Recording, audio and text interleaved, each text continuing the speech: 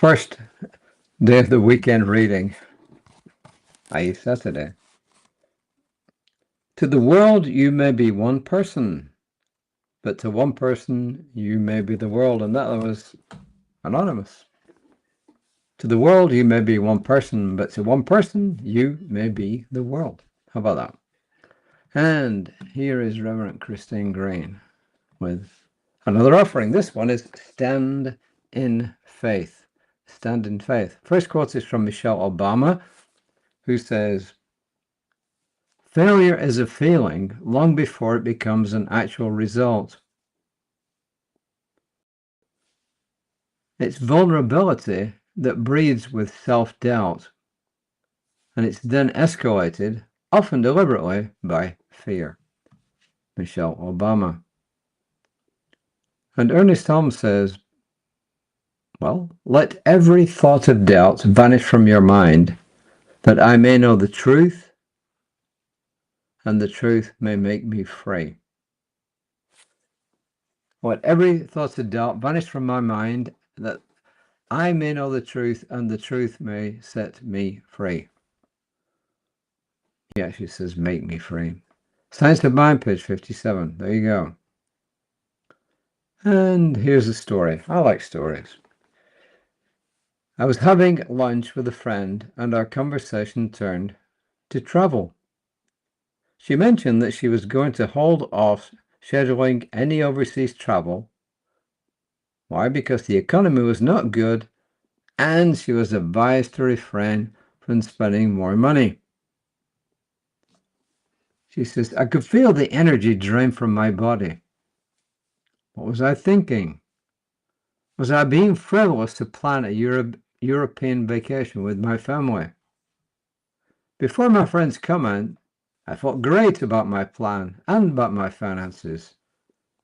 I'd saved for my trip. I'd planned to use miles for my airfare and created a budget for my expenses. However, in that moment, I allowed her fear to become my fear. I allowed her viewpoint to supersede my goals and my intentions. She goes on to say, after I left the restaurant, I thought about how many times I let someone else's belief take over mine.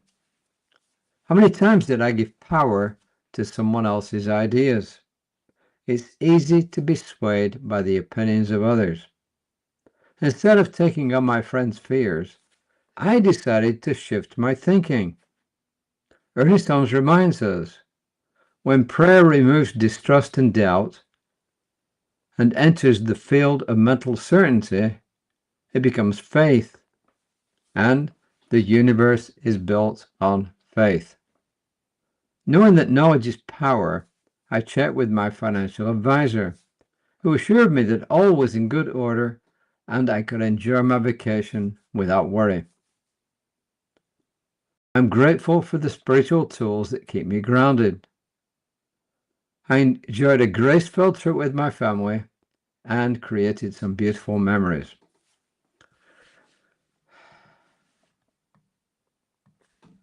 I think once again, the reading, it speaks for itself. I really don't need to elaborate on it. What I do need to do is to put into practice what she's telling us. So let's do it.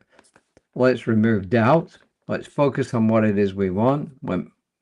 Know that it's good and it's firm, and just focus on it and know it and just let it be. Because when we do this, we enact that power which in all truth actually keeps the universe going. So we're engaging the power behind the universe. So there you are. And her affirmation is wonderfully simple. I love simple affirmations. Faith guides me. Faith guides me. I'll be back tomorrow, hopefully at 5 o'clock.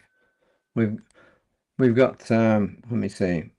We have a brunch with which one of our grandsons is putting on and inviting the whole extended family, which should be kind of cool. And some of my friends, actually, ironically, two of my friends are leaving for Europe tomorrow, and I'm running them to the airport before that brunch. So there are no coincidences, are there? There are no coincidences. So my prayer for you is that faith guides you. And that's it until tomorrow. Look out for two things tomorrow. Reverend Lisa Ryan, my colleague, 9:15 a.m. Creative Life Spiritual Center's service. Both of those are on Creative Life Center's Facebook page. And it will be later on YouTube on their channel. So until next time, have a wonderful rest of the day, whenever that turns out to be. Namaste.